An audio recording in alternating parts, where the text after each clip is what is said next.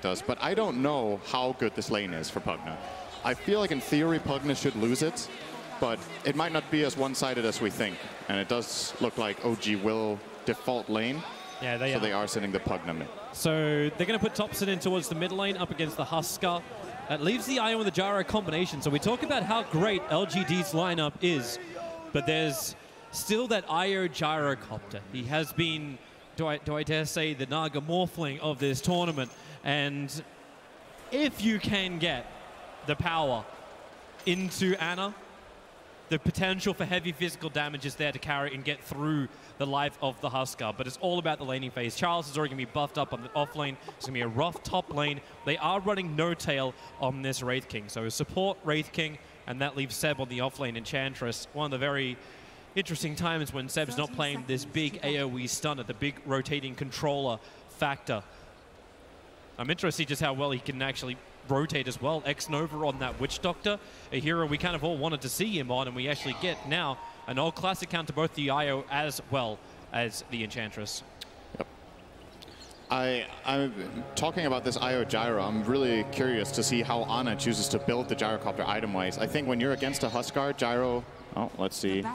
Not too much going to come out of this. OG just securing the top runes. So, what you generally run into as a problem... he's fine. What you run into as a problem with Gyrocopter against the Huskar is that you don't have very good single target damage. You're a spread damage carry that deals massive AoE damage but can't really target down that single hero. But if you get that Aghanim Scepter from the Io on level 15 and you itemize maybe something like a single target item such as MKB or even a Daedalus somewhere down the line, perhaps Ana can be competitive with this Huskar of Somnus, because that has to be what OG are talking about in the booth when this draft is over. It's like, okay, what is our solution to this? Do you feel like Enchantress can do it alone? I don't think so. I think he's definitely going to need some serious help.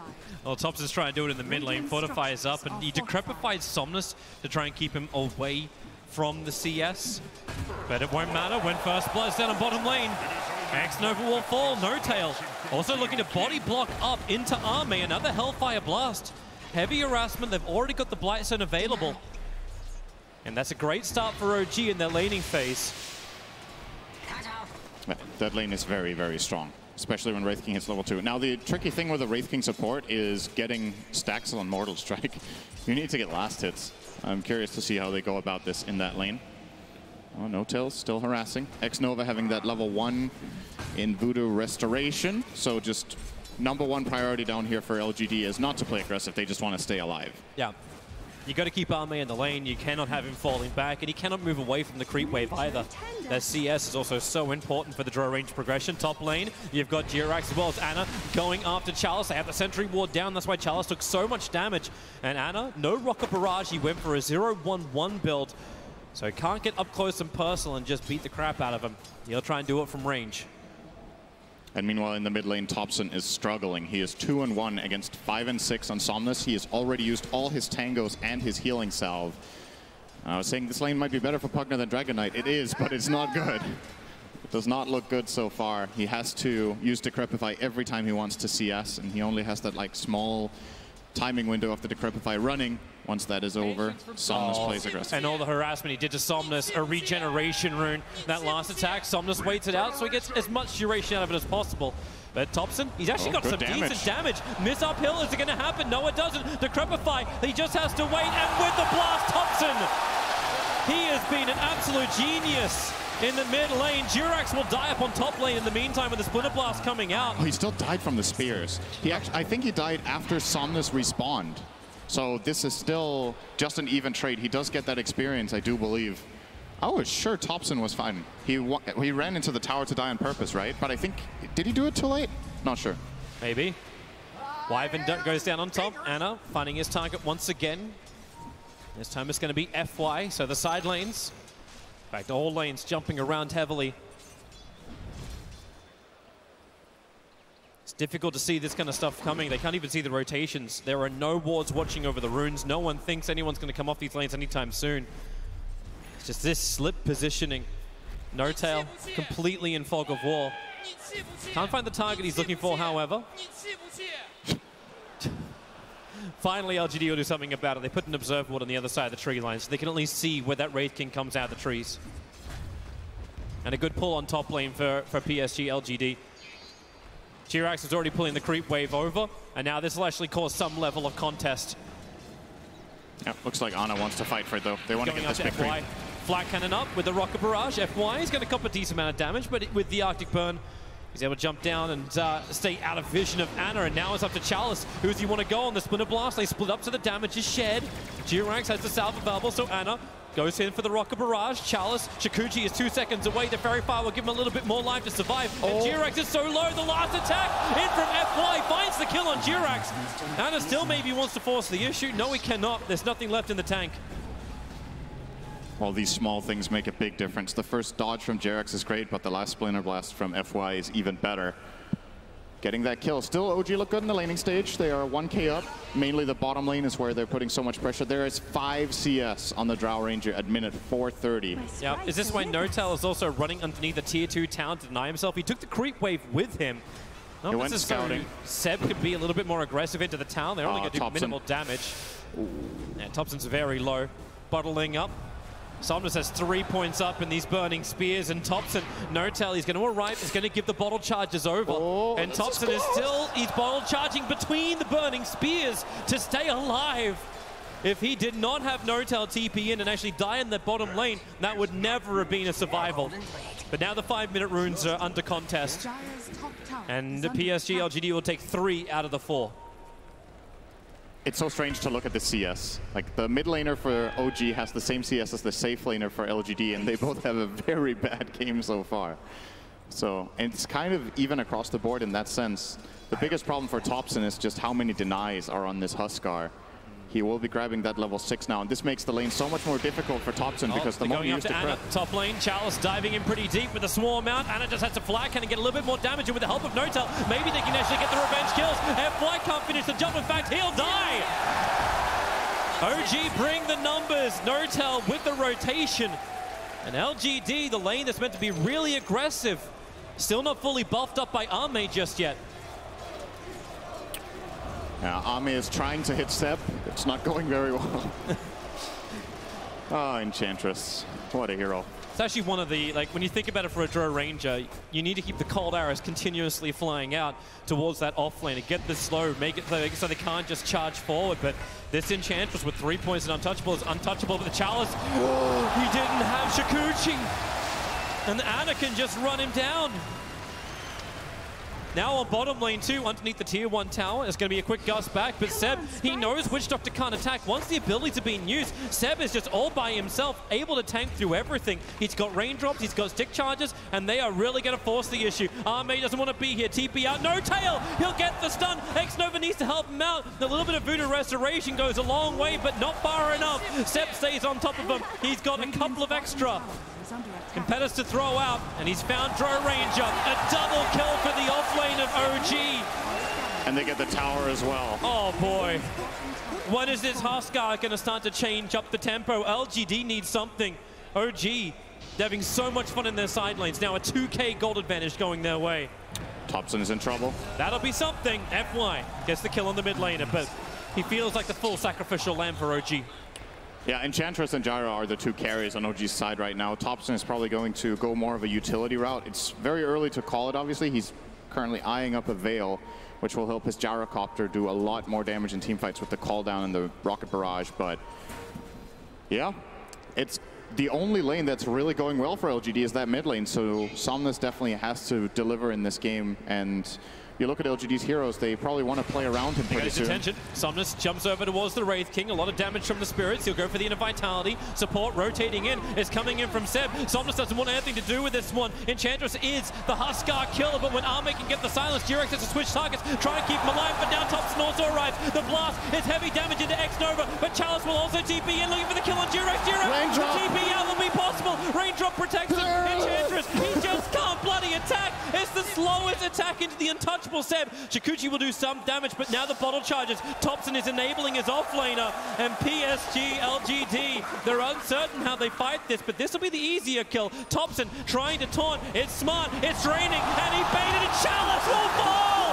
Thompson, he looked like a damsel in distress, but this damsel is a knight. The action's not stopping yet, though. No tail in mid. Yeah, look at it go underneath the tower. Somnus with a quick jump, but no tail. He's okay with this. Topson re-arrives back in the mid lane. Another quick blast onto the Husker. And Seb can keep the pressure on the bottom lane. LGD, they're under such heavy pressure. 17 kills in 9 minutes. And OG are hitting 3K advantage, both gold and experience. And they're not wanting to let up. Notel's just running down the mid. He doesn't care, he doesn't have an ultimate. He's got friends. 4 players from OG. Of course, that makes the Splinter Blast from FY a little bit more effective. Underneath the tower, Somnus will cop the homing missile, but Seb's rotated in from the side. FY, he knows there's no save. It's the reason why he never even leveled up Cold Embrace. OG are playing super fast. This rotation is a really big one. If they don't get the tower here, this isn't really worth it for them, but... Oh, that's a nice interaction, just life training into Pugna. There's balance in all things. Notel. Splinter Blast is out. Notel's very, very low. Husker jumping forward, chasing after Anna, but with a cooldown and the flag cannon. Somnus cannot repel firepower of that magnitude. Durex wants to get it back out again. He won't get it in time. Barely missing out. It would have saved Anna's life. So OG, they have to turn around. Notel still not level 6. Can't stay here. Topson with a maledict on him. He will die. Charles has a double kill. Then LGD are fighting back. Io has managed to come all the way over. Not the heroes he wants, the agents he want to try and find. Charles gets a triple kill, but it's Durex on the run from Xnova. Paralyzing Cask off cooldown in 1 second time, a little too long. As Seb and Durex moves over, but Charles, quick, fast, looking for the bounties, looking for the money in the bottle charges, and he'll get both of them. This is such a huge moment. What LGD just managed to do was take a team fight without Ame, and they get all 4 runes. It looks like Ame might die here to Ana, but they got so much out of this. Support's coming in. Charles's TP is enough just to warn off Ana because there was no support nearby. Charles may try and keep up with this, but without the swarm, he can't find the kill on the gyro. In the last 2 minutes, OG just lost a 4K gold advantage, and that was a 4-on-5 in mid as well. The drow was never there, so Ame has fully caught up. All those runes. This is a very, very big comeback for LGD in these last minutes. This game gets a little bit closer. Of course, OG, they're still going to be very happy with their start. But the Enchantress needs to start having a little bit more damage, building in towards the Dragonlance, have the range to play with. Notel, okay, that's aggressive.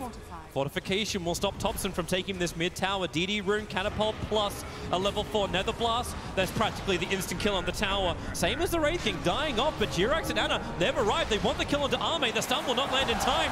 Homing missile will go global, but the rest of the teammates get out. Husker, life breaks forward, chasing after the Pugna. No to try to save him, and the curse is out. It's over on the Wraith King, but Topson just solos up the Husker. He'll still burn out the burning spears. It'll be a little bit more difficult now the armlet is done. The 2 heroes down for LGD, and OG are not letting up on the pressure. They're now hitting the tier 2 tower in mid. They're going to have to back out here, though, as Seb does TP top to defend against Chalice. But yeah, the big news for LGD here really is they get that armlet on the Husker. It's been delayed a decent amount with Somnus' 4 deaths after what should have been a good laning stage. They've managed to shut him down in a couple of exchanges, but it gets a lot harder when this armlet comes out. And this is when OG need to probably bring their Enchantress to every fight that they take into the Husker. I think these kills are going to be really, really difficult for them to claim. Also worth noting, the Wyvern has not skilled Cold Embrace yet, so obviously that's going to be an extra factor later on. For now, the magic damage is the vast majority of what OG have, but it's hard to kill a Husker that's Cold Embraced. He has a lot of magic resistance and takes 0 physical. They'll need it later on. Just like Husker will need to upgrade his boots at some point. Somnus is just looking at a BKB, but hey, brown boots Husker, that's a thing too, right? It's playable. I think phase boots might be good in this game still, though, but I don't think he necessarily needs to upgrade his boots. Bottom lane's pushing in from Anna. Durex is there with a relocate if OG have the desire to fight.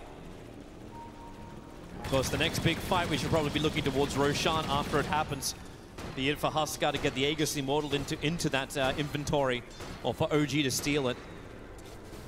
It's the next big point of contention for sure. OG might want to try to go for a bottom tier 2 first, and I feel like LGD are just not going to defend this tower. They're going to try to trade for the top tier 1 and get a good push out in the mid tier 1, and then maybe they can threaten Roshan so that OG's move is... and underneath not anymore. Yeah, the homing missile comes for him. That observer was in a really good position for LGD. They go in under the draw range of the Nether Blast, almost have to kill her off. The Wraith Fire Blast, NoTel was too far forward, and Topson, will he actually die to, well, he'll die to FY Splinter Blast. Jirax is still very low, got to get rid of the bugs, but here, let it go. X-Nova needs a good cast bounce, he's going to get it, and we've got the Maledict out, so Io is deleted, but Ana stands his ground. Io bites back, relocating in, needs to give the extra life, and OG stands strong. It's the real green wall. FY up and away. They got a little extra vision. Seb, he just needs one more impetus and that'll do the job.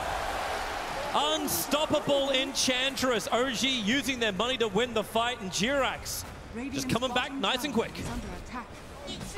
They're playing off the strength of this Enchantress right now so much, OG. They have this understanding that Seb is the strongest hero on the map, so they just run the Enchantress in, do as much damage as possible. We see the replay here. This curse is really good, and it does give them the kill, but Ame has died beforehand. The burst damage coming out from Topson was huge, because now there's no Drow Aura for the rest of the fight, and they're lacking that damage. Big mistake from Chalice here to just run in and get Wraith King stunned like this when he has ulti ready.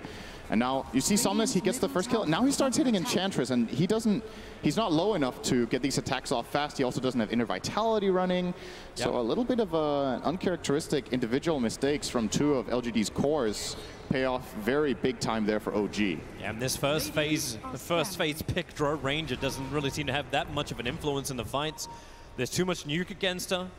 Drow Ranger going in for a Mask of Madness. Ame just needs to speed up his level, his rate of farm, as well as do damage. Sometimes that is enough as a Drow Ranger. Just have a Mask of Madness and a BKB, and you can be useful in the fights. I'll take that. But she needs to survive. So does Somnus. And Topson, you know, they're going to find each other up on top lane. Life break forward. And support. It was all a bait. How many times must Topson look like a good kill? The curse is actually going to kill off the Pugna, or will it? Chalice came in close. He's going to finish it off, and what a great cast. Holding in OG. Ana will fall. 2 huge kills, and it's about to be 3. The reincarnation brings NoTel back to a practical death, but Seb, he actually gets a kill on the Witch Doctor. The stun's removed. NoTel will still burn. Nothing was going to stop that. But it wasn't a clean fight for LGD, but it was a damn good one. Yep, this time around they have the support ready around Somnus. Has the heal running. They get in, and the really key curse coming out from FY sets that entire fight up for success, and this will be a Roshan kill.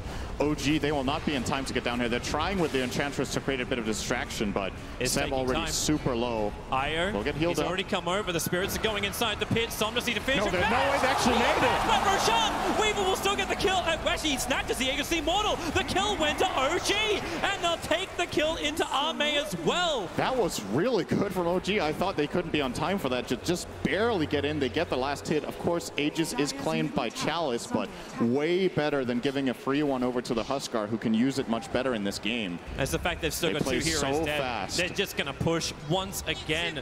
Chalice is watching the mid lane, but I don't know how he's meant to stop OG coming down this lane. FY could do it with a Splinter Blast. They'll slow things up. But they got the stolen catapult working for OG, a traitor in LGD's midst.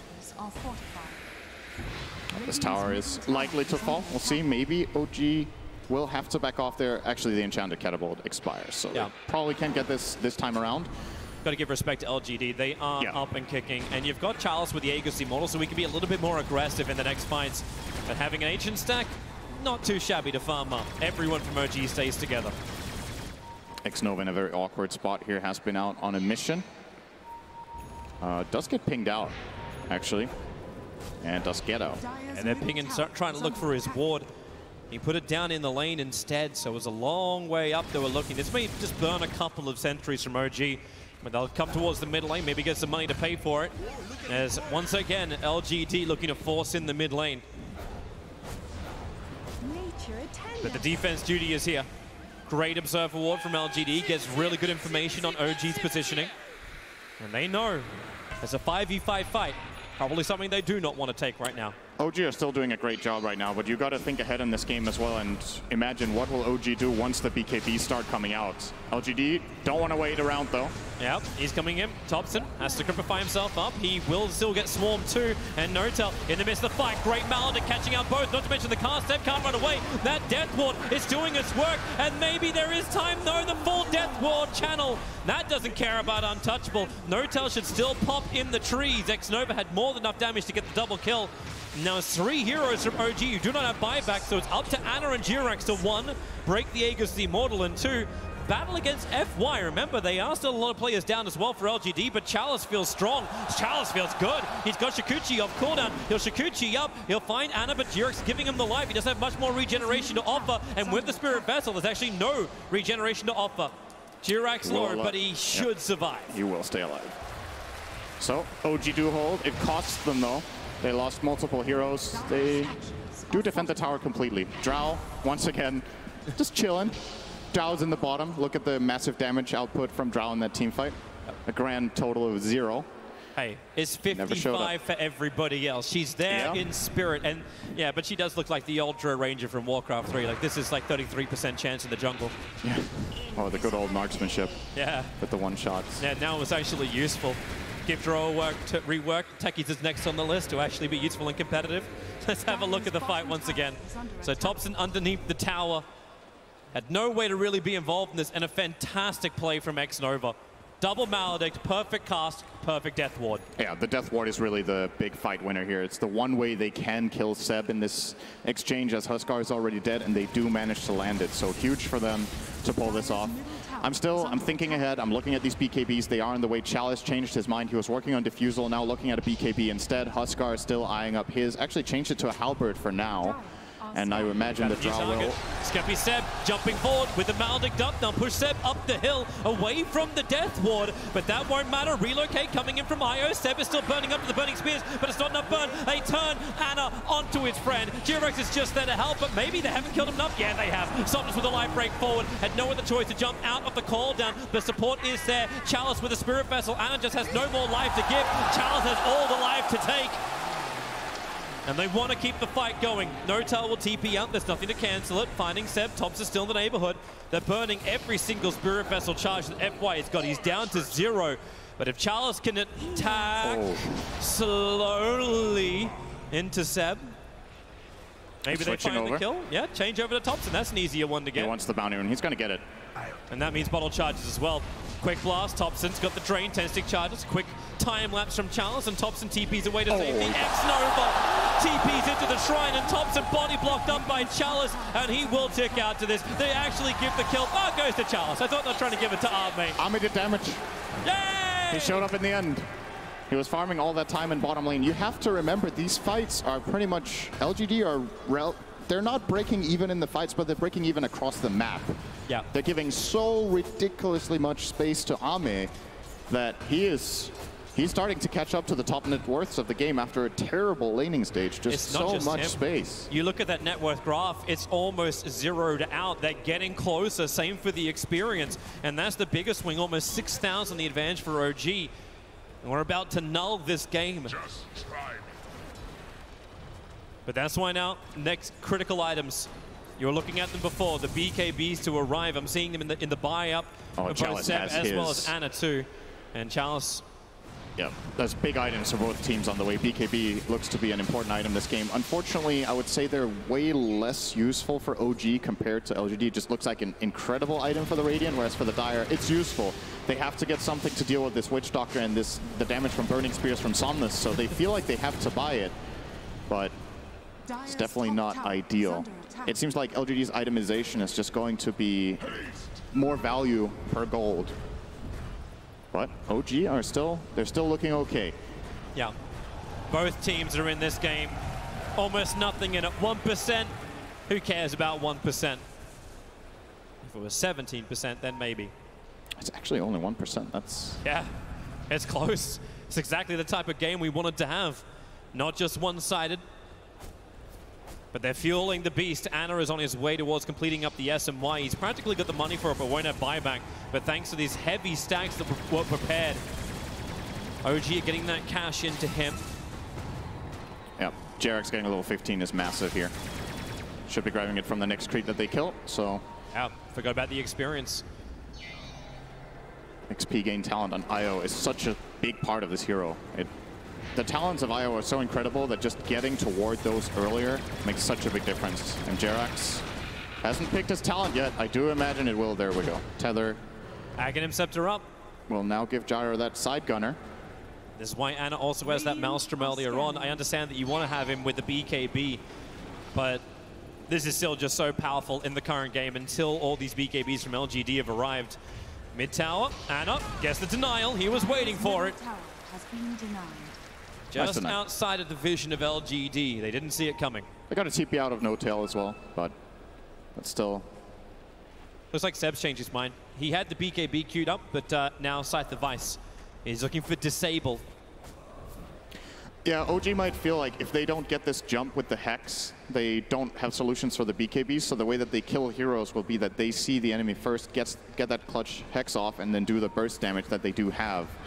So I kind of like this idea from Seb, but of course it is also dangerous in the sense that in his way of defense, he's been almost immortal so far this game, but it starts getting difficult when the BKBs come out.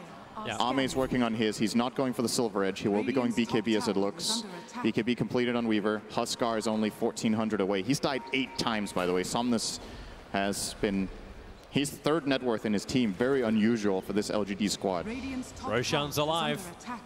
You got one little creep sitting in there from Seb, waiting to watch it. While top lane, Thompson takes the tier 1 tower. Chalice looking to chase him down. The Crepifying TP is available. That's exactly what happens from Thompson. That's why the curse out from FY. Support rotating over. Don't think Notal believes he can do anything here, but he can when the rest of his team will arrive. All 5 players from OG running forward. Chalice does at least get the kill onto Thompson, but what is the cost? Somnus, the cold embrace, protected for the moment. Not to mention the paralyzing cast. They just can't attack and get one last life break off, but it's really the space grading for Chalice. He's brought down. They had the vision. Chikuching underneath the sentry ward of OG. Gives us a 3-for-4 trade. One last long-range impetus from Seb. Picks off FY, and Ame survives. Hey, Ame. Because Ame is not there. Hey, Ame, you like the bottom half of the map? He's going to get 2 bounty runes, farm some more gold. Hey, that's value. That's value right there. He stayed alive. The aura was up for the entire team fight. Yeah, he's going to join his team when he has BKB, and then you imagine these fights will be going very differently. Yeah, it's kind of impressive to watch how well LGD play around this with the heroes that they have. I think a lot of other teams in this tournament will be starting to bring the Drow to these fights, and you feel like maybe he should be coming for these fights, like just a little bit of a gust. Yeah, even lending a gust would be so huge, stopping it. Like if it wasn't for X-Nova, I don't think this fight is anywhere near as close as it is. That cast and the cold embrace bought so much time too. From FY onto the Huskar. Of course, very difficult hero to kill. There's no pure damage except the impetus for OG. So when he is low and is frozen and has that magic resistance, it really is only Seb killing him. Yeah. And makes you wonder if Seb wants to change his approach to these fights and save his Pike. Just wait until Somnus gets low and gets cold embrace, Pike away, get that big distance and get those big hits in.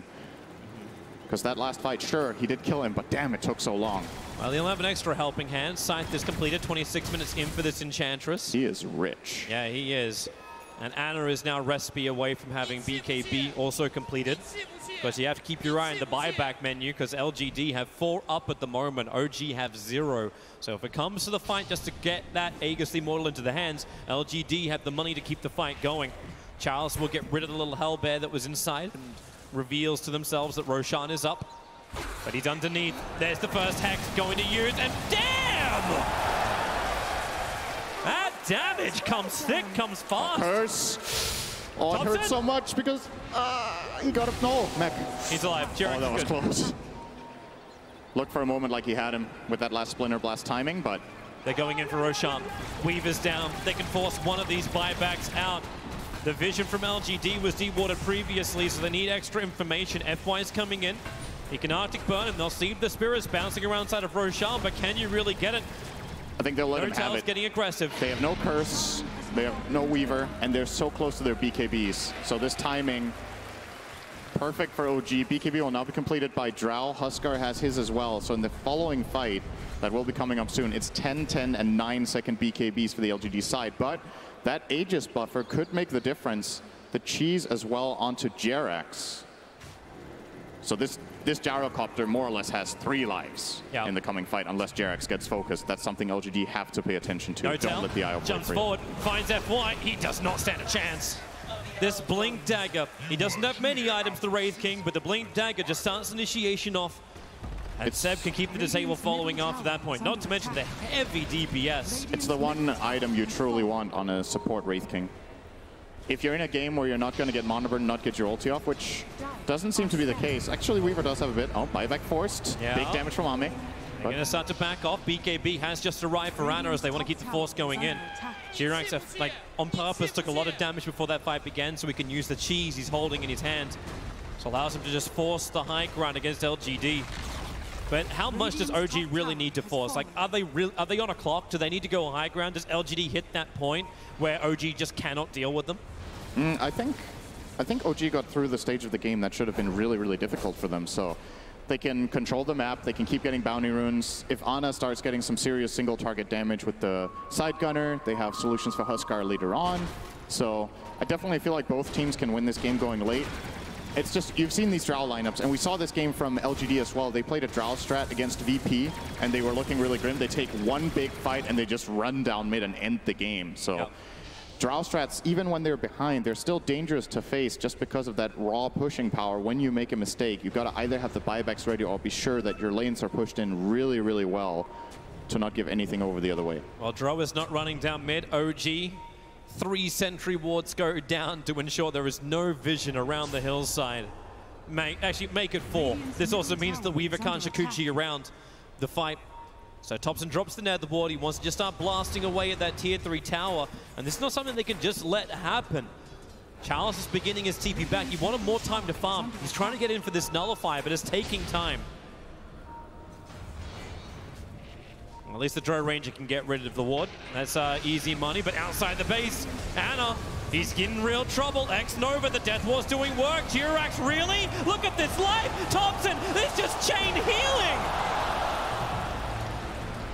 LGD need to back off. The buybacks are coming in, Topson comes back, and they are just impetus throwing towards Somnus. He can armor toggle. It's a perfect curse. Wraith King will lose his ultimate with the gust, the follow-up. Ana can't trigger off anything. There's no BKB left anymore. And Weaver protected by the cold embrace. Chalice, he can't time-lapse. Seb was able to bring him down, and with the Netherward, X-Nova is just hitting himself up, but that's where the paralyzing cast. Does it bounce back over to Seb? Oh, yes, it does. It holds him there. So Somnus looking for the life break. Jirax is around the corner too. Topson took himself a double kill for Somnus. He wants to run forward. Jirax gives so much life. Back over to Seb to stand his ground. The tether did snap, however. Topson wants to help out. The blast is heavy, but LGD are stronger. Topson with the Spirit Vessel. He cannot survive. He cannot blink. He actually can't even drain. He knows he has to wait this out. Spirit Vessel will now time off. And once he got Decrepify, drain, he turns around on X-Nova, but Somnus is here looking for the big kill. Almost a denial from the creeps, but it is Somnus who takes the kill. And OG in full retreat. They did not claim anything inside the base. LGD come out to them. And that was both the Aegis and Cheese expended from OG, as well as the Pugna dieback. Fortunately for Topson, his first life was actually a deny. He killed himself by draining so much life into the IO. So at the very least, LGD won that fight by 1 less kill bounty, if you will. But still, they're starting to show what they can do with these BKBs. This was a fight that was supposed to be massively disadvantageous for them with this Aegis and Cheese. The next one will be so much easier. Also, just the safety of knowing. Oh, bottom lane. Curse. FY, curses, TP's out. The relocate was on the way from IO. Just the safety of knowing that Pugna has no buyback now. It's an excellent target in the coming fights, and we see it here. So the healing here is actually just ridiculous, the way they do this. So they do the perfect mech. They keep draining into the IO, who's healing the gyro. And finally, he does get the deny off, buys back instantly, comes back in. But the next curse, that felt a bit this odd. seals the fight. It looked like Jirax actually was just at full health, so there was no... Was there even a heal going through the tether at the beginning? At least they turned it around OG to get a little bit more of a closer fight, but Seb is still doing the calculations in his head. Was that good? A little bit. Jirax is now going to have more money than God. Doesn't go for the health regen. Talent goes for 150 gold per minute on this level 20 IO. Wants to get the Greaves up. Wants to have the defense items available. Getting so high levels from just playing around the gyro who farms so fast. So, yep. Do you actually want to see him get a lot more damage too? Like, you're seeing a lot of sustain coming in from IO, but the damage from Ana is not that high. He's been staring down the barrel of this Satanic for a very long time, but the damage just doesn't exist yet. I think it's something Jirax might plan for the super late game, but for now I like this defensive approach better. They have to do everything they can to just enable Ana to stay alive. So every defensive item in the book for Jerax will make a difference. Finally, a 33-minute halberd for Somnus. He's so far behind what he usually would be in this position on Huskar, but his team has got the job done so that they're still in this. They're doing okay in this game. They're still feeling the pressure, though, for sure. Well, Ame is finally actually hit level 20, so they're plus 20 marksmanship agility. This is now amping everybody up by 75 damage. And remember, it is a full range lineup, so they actually hit quite hard when they have the opportunity to just stand there and do it. Yep. Thompson's looking to actually just burst. He's gone for this level 1 Dagon, and he's got the whole level 5 queued up, ready to go. So they just want to pop him and move forward. Yeah, OG, they have all this magic damage, so if they can either get the Hex Burst with the Dagon or outlast the BKBs, this item build from Thompson will be very useful later on. But can he kill a Chalice? Like, I'm looking at Chalice at the moment, and he's already got the Sacred Relic. The damage output, 137 plus 169. It's going to be a massive problem for Thompson. He can't self-decrep anymore against this Nullifier. Yep. And Chalice will for sure be running at this Pugna at the start of every fight. Him or the IO. And whoever gets decrepified, he just keeps laying into them in his BKB. Chalice denied the Illusion Rune by Notel. Drops an extra Sentry Ward because, hey, why not? You've got the money. But OG, how do you play this? You've now got the Satanic up from the Gyrocopter. Do you just go high ground? Is Roshan the next port of call? He may respawn in 30 seconds time.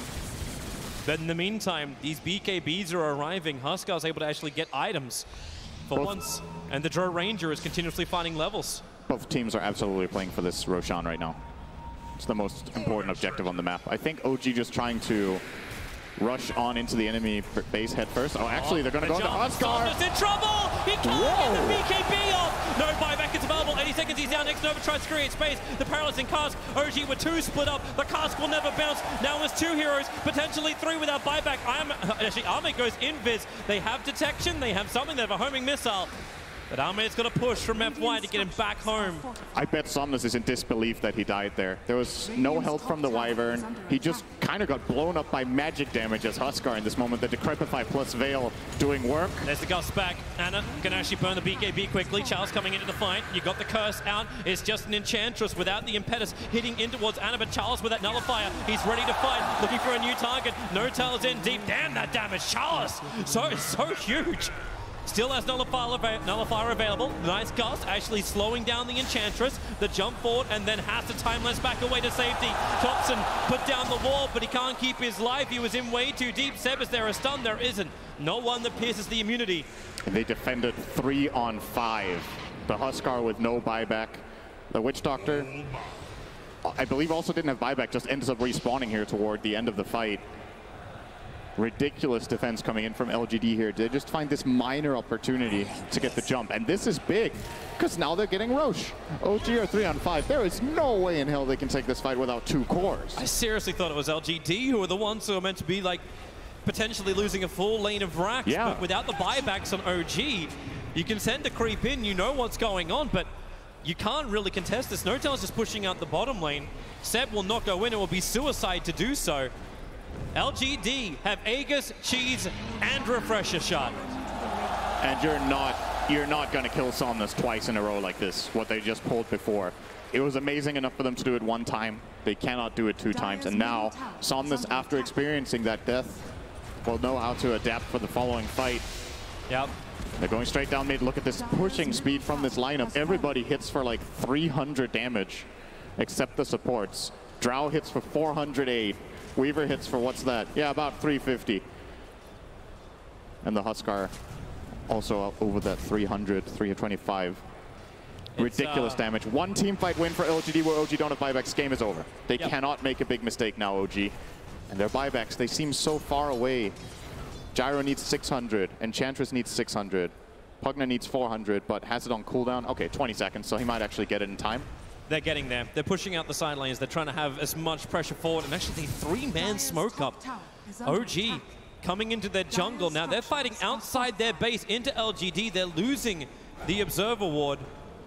So losing that one little melee creep was practically their observable, but they go for the wraparound. Topson needs to put the Death Ward in behind him. Ana, they are baiting them down a little bit lower into the river. X-Nova's the primary target, instantly nuked down. Ana will find the kill onto him, but then Curse onto Seb. No one's nearby. The call out from Ana, he's chasing after FY. There's a refresher shot. He's got a secondary Curse, but Arme, the damage is there. They kill off the IO. Buybacks are required. At least the reincarnation will be there for the Wraith King, so he can keep on fighting through as Arme on the run. He's a big kill because he takes away a large portion of the damage. The back over towards the Curse is Seb being attacked, but Chalice without the BKB, he takes forever to hit in. Meanwhile, Seb is destroying everyone. That had Shikuchi through him. Somnus' BKB is wearing off, and now, well, with the extra help, N0tail and Ana, they just rock a barrage. Chalice will have to use a quick little jump out, and then maybe the damage onto Huskar. The drain, Topson trying to bring him down. Somnus wants to try and survive. Inner Vitality armor toggle is not enough. He can't toggle that.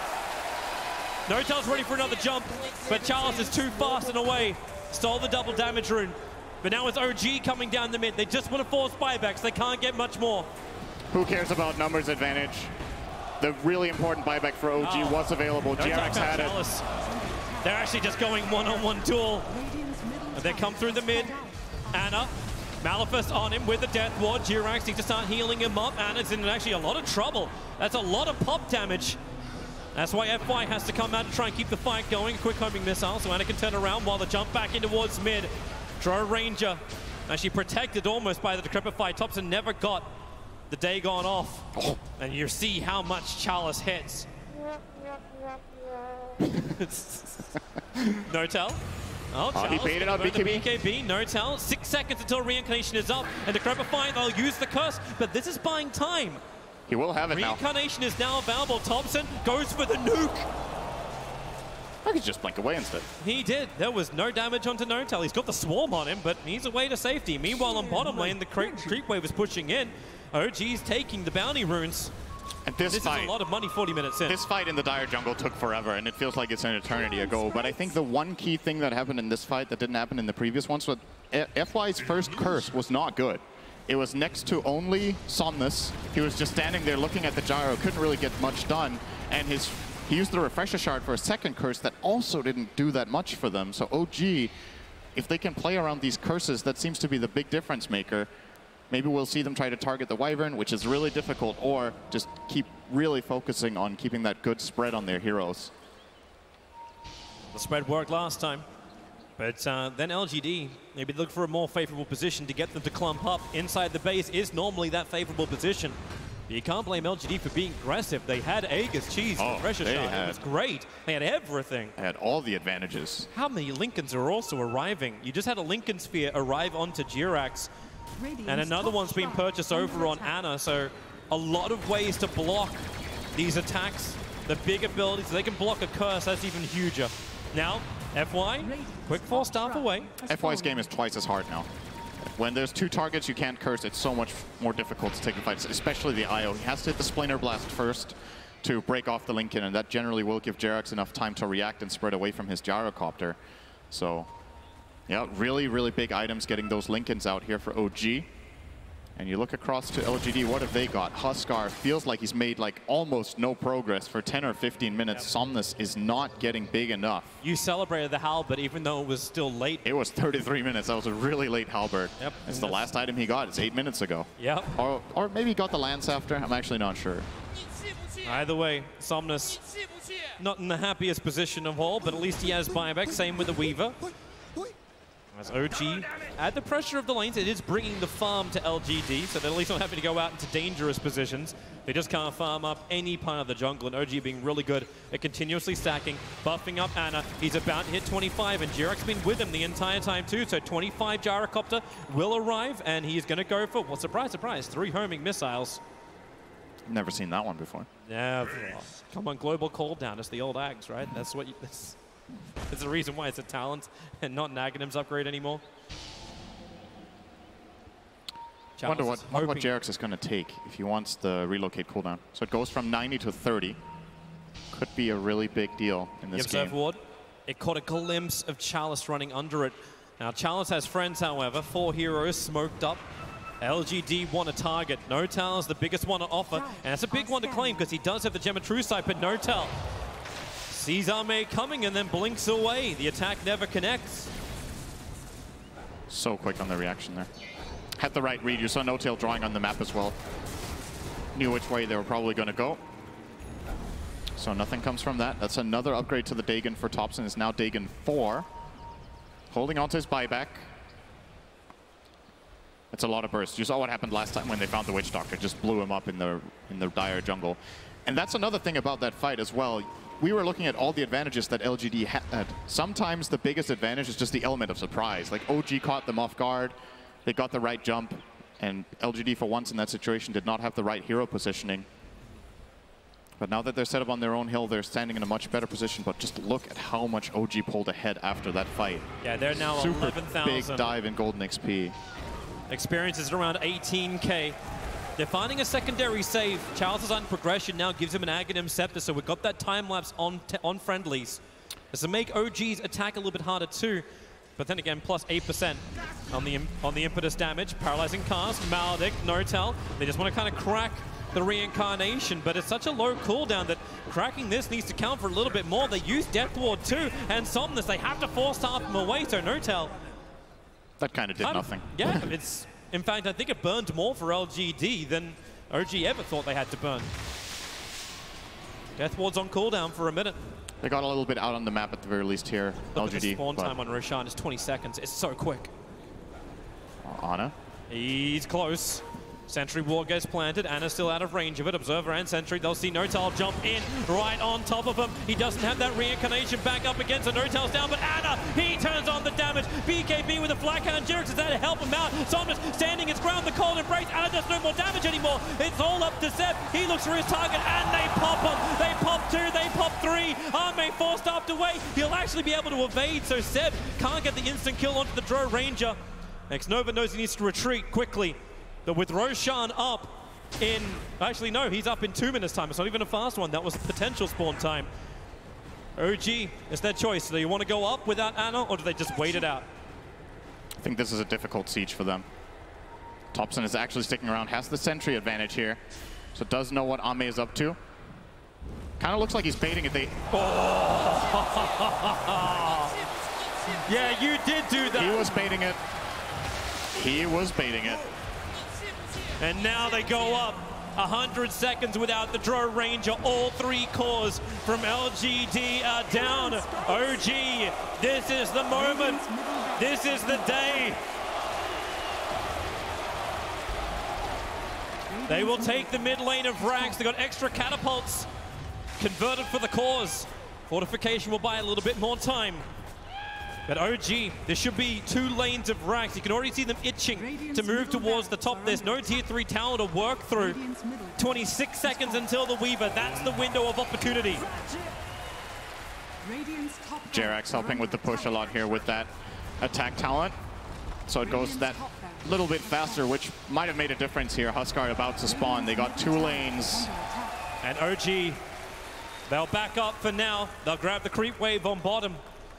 And they'll look towards Roshan. They know he could possibly spawn up. He's 30 seconds away. Let's have a look at this. Explosion of Arme. 70% to 0. I think he's a happy chappy. And there's that Dagon 5. So Roche, 15 seconds away. You have this feeling that if OG do manage to claim this, it should be almost impossible for them to lose this game. That's why LGD are coming out. And I think at this point, you look at LGD's lineup, I think they have to rely on a good curse. They need OG to help kill themselves. The damage output from this Radiant lineup is still insane with that heavy physical, but... I hate to tell you, but OG have 5 buybacks available and a shrine they can TP over to. That helps. Yeah, it really does. Here comes Somnus, looks inside the pit, sees Jirax, sees Anna, forces him away. The Swarm flies forward, but OG have the high ground. They trigger the first Lincoln Sphere out, and No-Tail jumps in. He gets the stun over on the Weaver, but they want the bigger one. Huskar, nuke down, drained out. They'll time-lapse, giving Somnus more life to fight with the BKB protection. Maledict and Death Ward, they're pushing him back. Somnus will come up. FY gets away from No-Tail, who'll now turn over towards Xnova, but it's all on the back of the cause. You'll get the kill onto Anna, but there's just not enough buybacks in LGD's tank to survive this. There's one for the Weaver, but Huskar is down. Notel keeps the pressure on. He's got reincarnation, slowing him up, and FY. Seb hits like a cannon. Buybacks are in for LGD. Roshan's still alive, and just for good measure, a double damage rune in the top river. Sure, why not? I've seen faster Roshans, but not that many. He gets to the Immortal. They've defended with 3 before. Oh. They have to do it again. 50 seconds should be more than enough for OG to force in, but this 3-man defense against Aegis, Cheese, and Refresher. No curse as well. I'm favoring OG a little bit here. Arme at least has his BKB up. Charles needs another 10 seconds before his will be available. They can really only defend the tier 4 towers. There's still a 5% chance. That's more than I would have given LGD at the moment. But the jump in, no time to the target. They just eliminate Arme and maybe eliminate them from game 1. Yes, they do. OG, 49 minutes it almost took. And now they are 1 victory away from the TIA Grand Final. Is this the first time Drow lost at the main stage? It could definitely have been. I think it's one of the first at least. It was the first Drow loss for Ame. So OG defeating one of LGD's best strategies in game number 1. This was a crazy close game with amazing fights. And in the end, beautiful. OG do come out on top. The decisions to jump in, the positioning and the fights, the side lane style from OG, the resolve from LGD to then push back to fight even harder. They've been looking fantastic throughout both the DPC as well as this tournament, but now they're on the edge. OG lead the series 1-0.